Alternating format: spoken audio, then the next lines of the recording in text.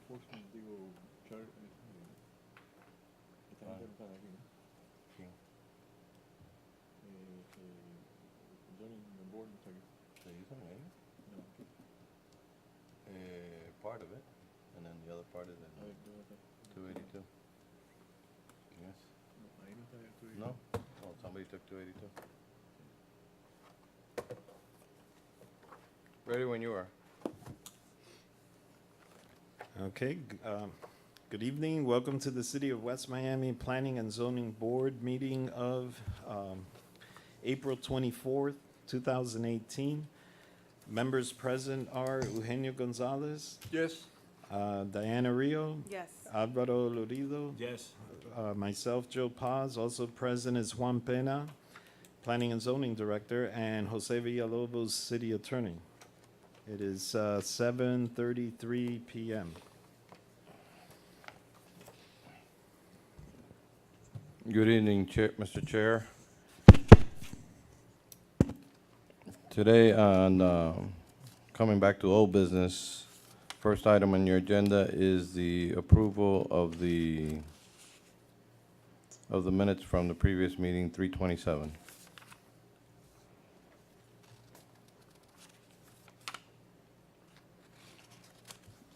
I make a motion to approve it.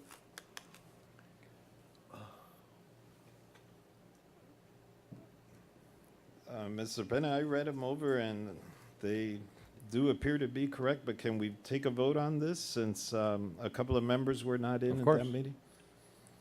But I need a second before you could do that. Okay, then I'll second it. On the motion, Eugenio Gonzalez? Yes? Well, Dan Rio was excused that meeting, and so was Alvaro Lorido, so I was the only one other than my co-members that was present, but I vote yes on that. It still doesn't, we'll No have to bring quorum? it back on the next meeting. Okay. First item on your agenda tonight, old business, is review and discussion of the proposed parking ordinance requirements for all districts. I'll read it into the record and then we could discuss it if you're ready to discuss it.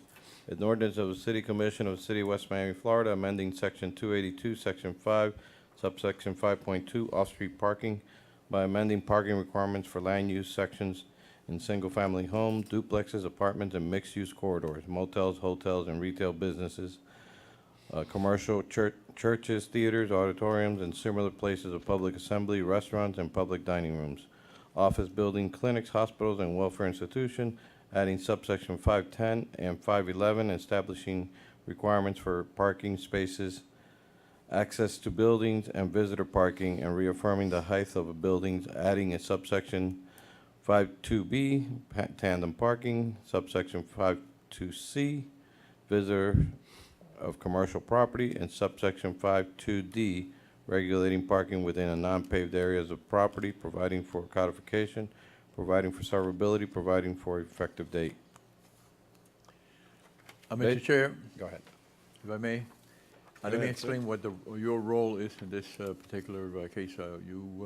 I don't think that you have had this for quite a while, but nevertheless, your task is defined in the ordinance 282. I don't have ordinance 282, so I cannot quote verbatim what your task is.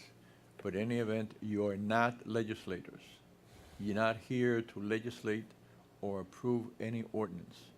Simply, ordinances are product of the legislative body, which is the commission.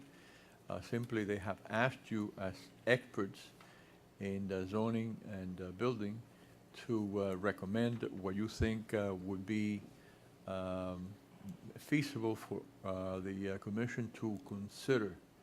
So your act is merely as experts to read and recommend to the commission what you think, again, as experts, should be considered by the commission. But you're not legislating, period, okay? Okay, thank you for that explanation. Again, basically, the commission wants us to review the parking requirements for commercial areas, mixed-use areas, the apartment uses and also the duplexes and single-family homes.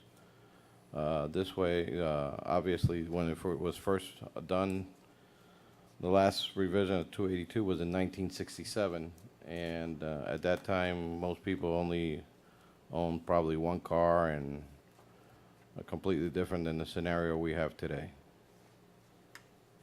So, whenever you're ready, we can go through it. If you have any questions, I'll try to answer them for you. If you want, we could take, like we did the other ordinances, start with the first use, and then from there on, work our way down. Okay, that sounds like the best way to go. Just take it one item at a time.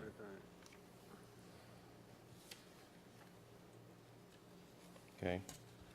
If we go to 5.2, which is the required off-street parking that shall be determined according to the following table, this is the proposed table. The single-family residence that you see, the number one there, in the previous, in the existing ordinance, there is only a requirement of one space on the property. It doesn't go into the 2 bedrooms or even 3 bedrooms. It just has one space for the house. So our recommendation was for them to go to 2 spaces from premises for 2 bedrooms and 3 spaces for 3 bedrooms or more, which is what you see normally in houses today.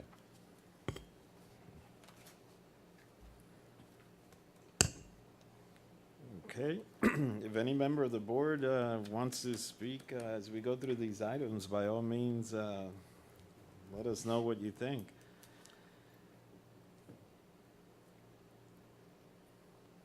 But these 2 or 3 parking spaces are supposed to be inside the property line. Correct. This is requirements inside the property.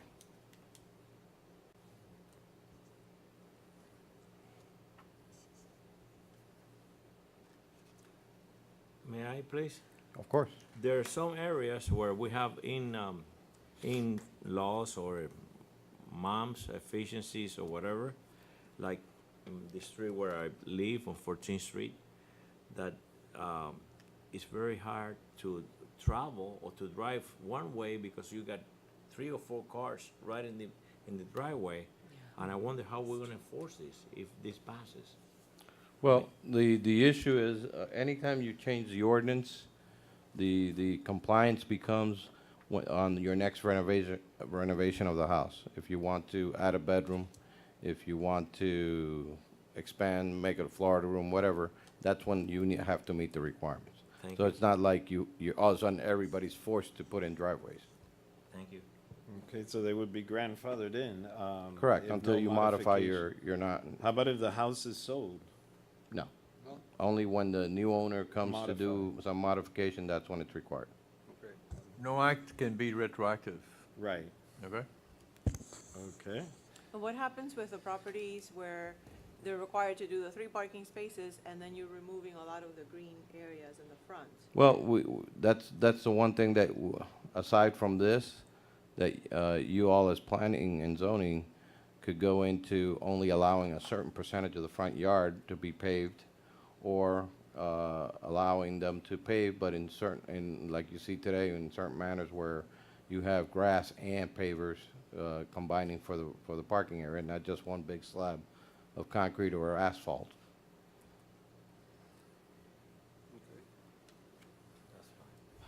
Okay. So are we in agreement with the proposed changes? You need a second on that? No, we're not voting, we're just informally. Yeah. So Alright, if cool. we Yeah, are, just then so we can move on. We got single family, if you're not if you're in agreement with that, we'll move on to duplex, which is more or less the same requirements per living side. Okay, Okay.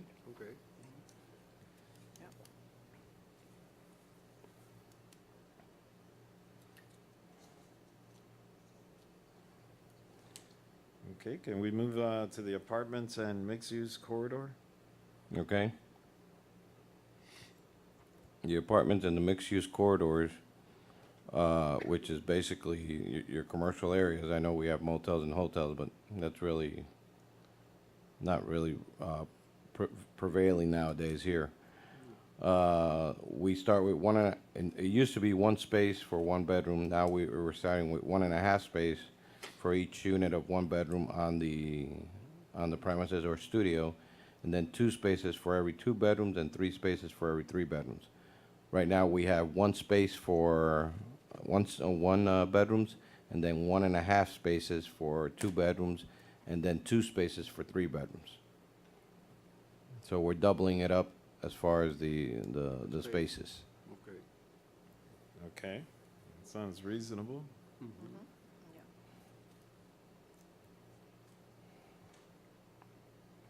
Okay, next item. And then we've gone the same thing through the motels, and the only place where it changes would be retail commercial. We have right now a minimum of 6 spaces for every 300 square feet. We've reduced it down to every 200 square feet, which adds more spaces to from the gross floor area. And then the same thing we did for churches, theaters, and restaurants. It was 1 space for every 4. We reduced it down to 1 space for every 2, or a fraction thereof, which basically will double up on parking area. Okay. Okay.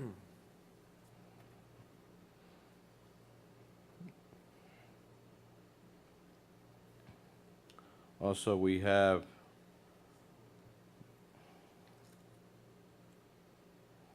where 2 or more businesses are located in the same building. We've kept that at the same thing, 1 space for every 200 square feet, which is what is existing now.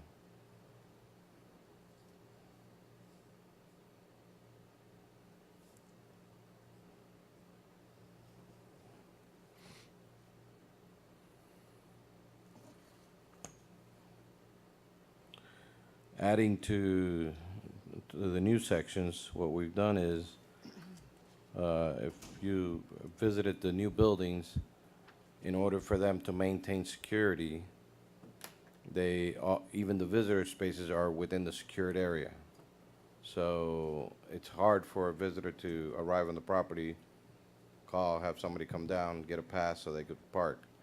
So what we're redoing in this part of the section of the ordinance 52C is that we're making the visitor parking has to have some type of access into the garage without being in the secured area.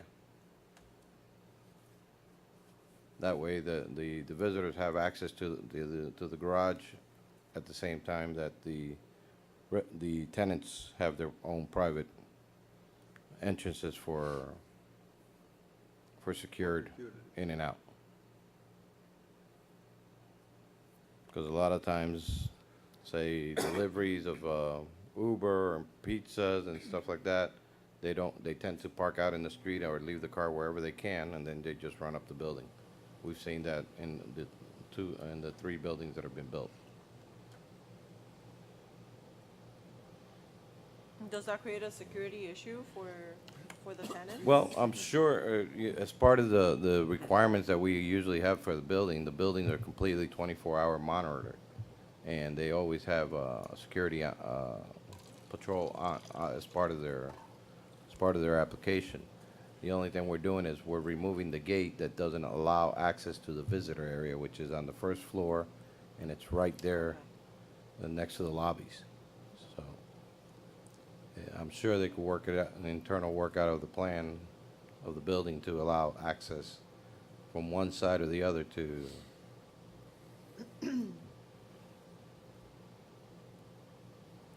And then what we've done is we heard that one of the buildings, after it's sold to the company in Colorado, was charging separate for the parking spaces. It's not as part of your lease payment. So what we've done in 510 is we've made the cost of the parking part of the lease agreement. You can't exclude it. So you're not paying additional for the vehicles. You gotta, if that unit is required to have two spaces, whatever you're charging for the spaces, we don't care what you're charging, but you gotta make it part of that lease agreement. Oh, I see. Okay. Okay.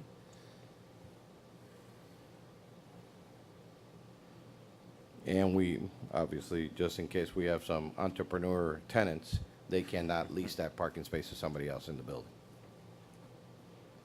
You gotta put it in there, just in case. Just in case. And that could happen.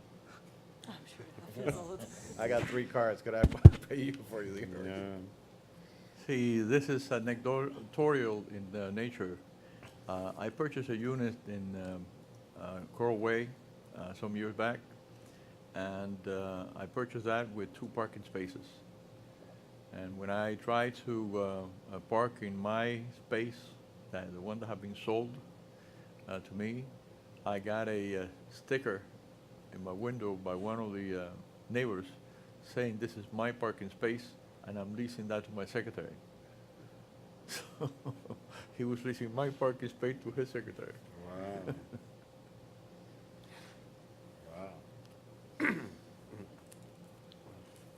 Then obviously, we included 5D, which is, 52D, which is no recreational vehicles or equipment allowed on the areas of the building or inside the establishment. I'm sure that's part of their regulations, but we thought we'd add it just in case.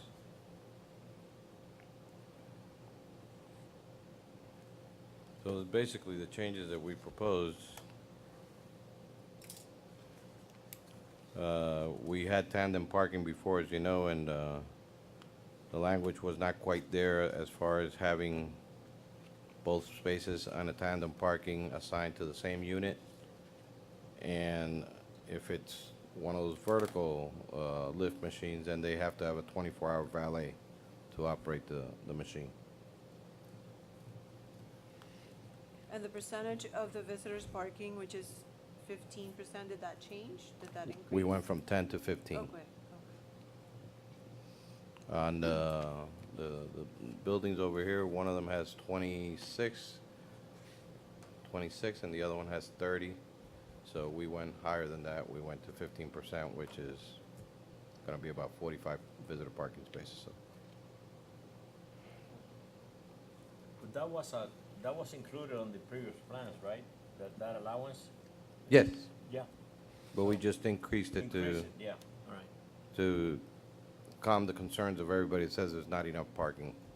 Even Yeah. though every day that I'm here for any meeting, after I leave the meetings, I go through that building, I go through this building, and I've yet to ever see any parking issues. Good job. Yep.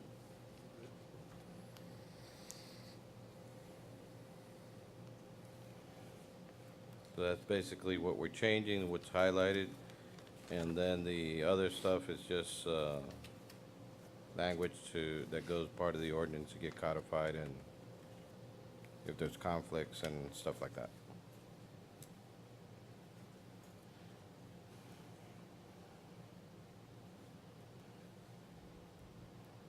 So once if you want more time, let me know, and we'll put it back again on the next thing, or if you're ready to vote on it tonight, and we'll forward it to the city commission. You need a motion? Yes. I make a We motion would. to accept the proposed changes as presented to us in this ordinance. You cannot propose changes, you may suggest changes. Suggest, right. Recommend. I amend my motion then. Okay, there was a By motion. the way, I don't remember exactly the timetable, but I understand also that the ordinance calls for specific timing. In other words, you cannot postpone this forever. Because we had in the past an issue that lasted and lasted and lasted. The which last was paint ordinance. The fence, picket fence ordinance. No, the last paint ordinance. Oh, the last paint, and also the Yeah, the fence ordinance too. So, as I say, you do have pursuant to the ordinance, 60 days. okay, 60 days and no more. Okay, there was a motion. Otherwise, it will I go sec- I directly to second the the, motion. To the city commission. Okay, there was a second, Mr. Eugenio Gonzalez seconded that motion by Alvaro Lurido. On the motion, Eugenio Gonzalez? Yes. Diana Rio? Yes. Alvaro Lurido? Yes. And I vote yes.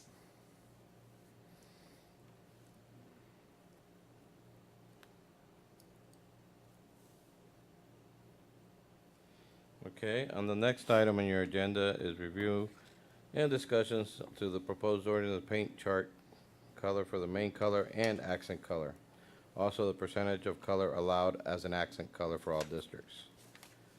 And basically, well, let me read it for the record.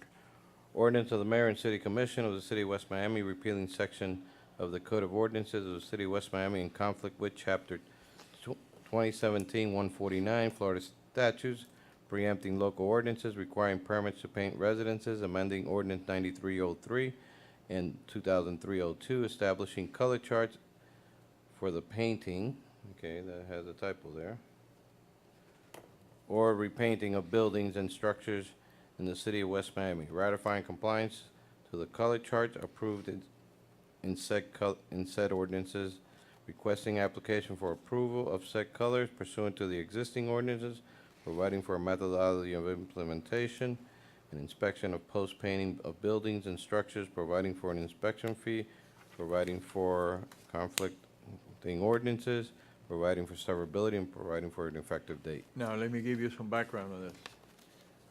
It used to be that every city had the right to impose a permit fee for each painting job, okay? For some reason, in the last legislative session, and I'm just saying by memory, I might be wrong in certain respect, but basically, the gist of the issue is this. There was another issue unrelated to cities that had to do with the coloring of certain gas stations, because there was a city that wanted the gas station to be painted a certain color. Then legislation ensued, and some legislator introduced one sentence that included the cities may not charge for a fee for painting permits, okay? Now, we did have a fee for painting permits. The way that we went around this was this. We're going to suggest the city to have a color chart, and for the applicant come and pick up a color pursuant to the color chart that we already have or that you will pass, okay? For that service and the inspection to see whether the color after the house was painted, that inspection, then there would be a fee for that. Is that clear? In other words, you cannot charge for a permit, okay? But you can charge for the service. Inspection fee. Service for the selection and the inspection fee to see whether the actual product concurs with the application that they made for the color. Also, It took a lot of thinking. thank you. Very Believe smart. me. Actually, the old paint ordinance only regulated the main color of the house. And the main color on the being on the walls of the house were to be basically from the darker side of any paint color that you see. We stayed with the middle of the chart going up towards the lighter side for all colors.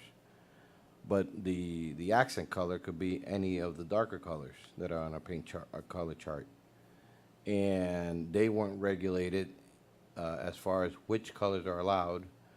So you had some houses that like the darker colors and have elected to paint either blues or greens or reds, and they're very strong, and a lot of people have opposition to it. So the commission basically wants this ordinance to regulate the wall color plus the accent color.